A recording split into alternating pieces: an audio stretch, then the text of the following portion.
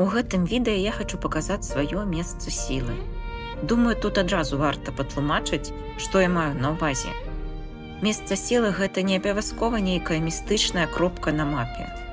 Часцей за ўсё гэта пра ўспаміны, пра стан, пра адчуванне, што ты ў правільным месцы. Для кагосьці гэта лес, для кагосьці дом дзяцінства. Для мяне заўсёды нешта прыроднае, але калі шукаць такое месца ў Мінску, гэта будзе вакзал.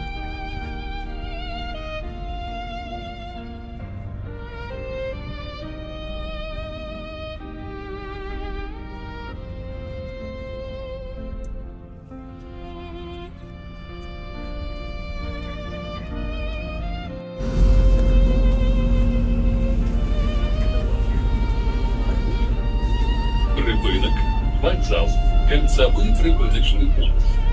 Так, гэта мінскі чыгуначны вакзал. Я вельмі часта бывала тут раней. Ездзіла на вучобу, ехала да сяброў, вярталася дадому.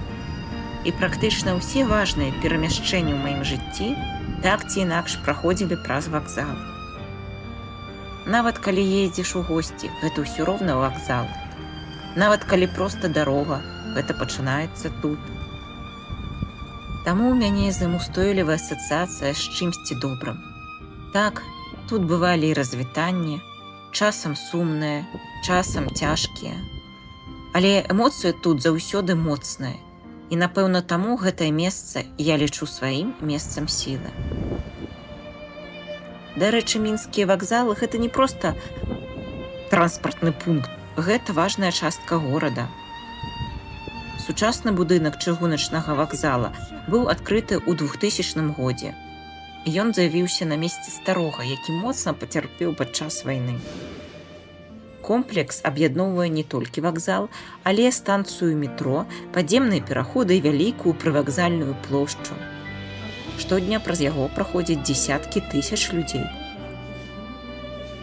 І калі падняць вочы, адразу бачны адзін з самых пазнавальных сімвалаў Мінска – вароты Мінска. Гэтыя дзве вежы былі пабудаваны ў 1950-е гады і сталі своеасаблівым парадным уваходам у горад. Яны задумваліся як першае, што ўбачыць чалавек, калі прыязджае ў сталіцу. На адной з вежаў адзін з самых вялікіх гадзіннікаў у Беларусі. І для многіх мінчукоў гэта не проста архітэктура, а арыенцір, месца сустрэч і кропка адліку. Пасля вакзала я накіравалася ў гандлёвы цэнтр. Па дарозе я проста паказваю вам шлях, нічога асаблівага, звычайны падземны пераход Мінска, які многія ведаюць і праходзяць штодня. Але такія месцы таксама складаюць горад. Без іх ён бы быў іншым.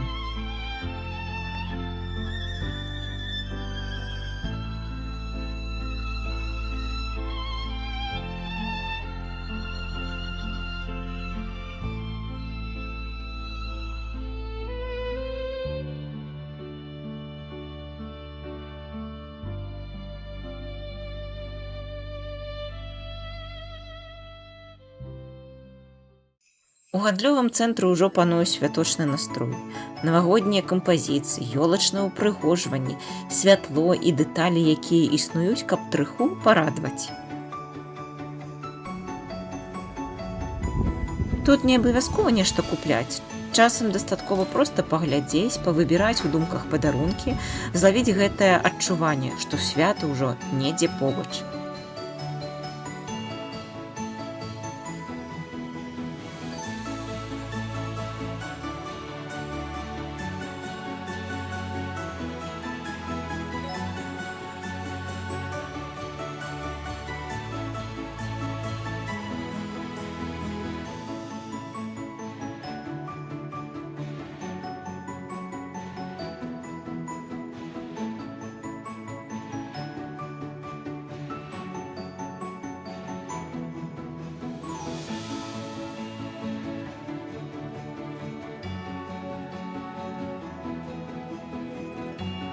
Гэта ўжо 17-е відэо майго эксперыменту.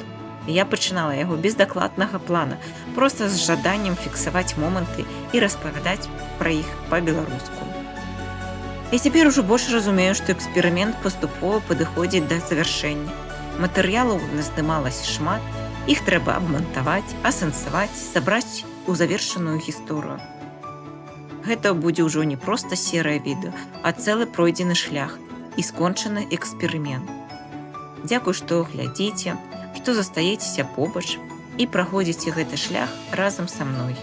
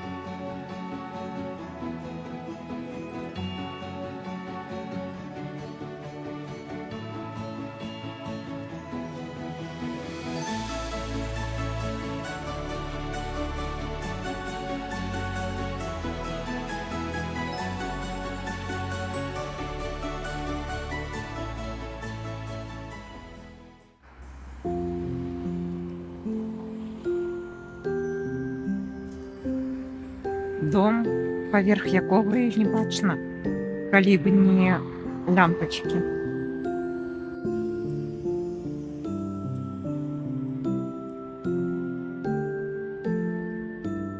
А ўвечары ў нас адбылася прагулка. Горад паступова пагрузіўся ў туман, такі, калі ўсё вакол выглядае мякка і крыху нерэальна.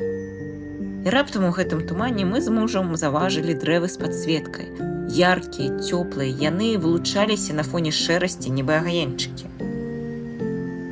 Яны сапраўды працягвалі, як святло працягвае матылькоў.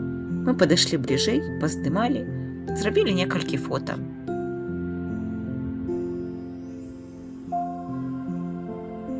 Такія моманты вельмі добра замацоўваюць настрой, і менавіта з гэтага і складаецца адчуванне надыходзячага свята.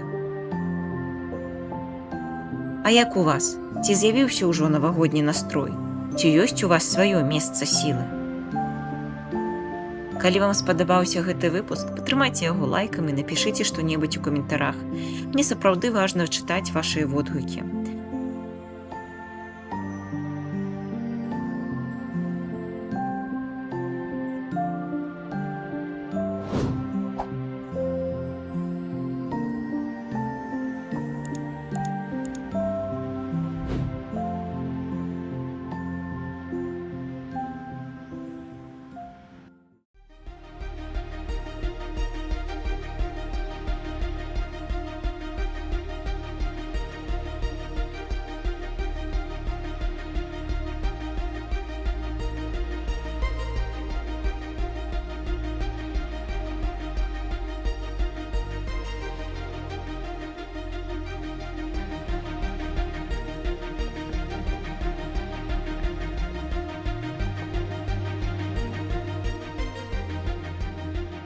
І не такая калядная, як я яе ўяўляла, так?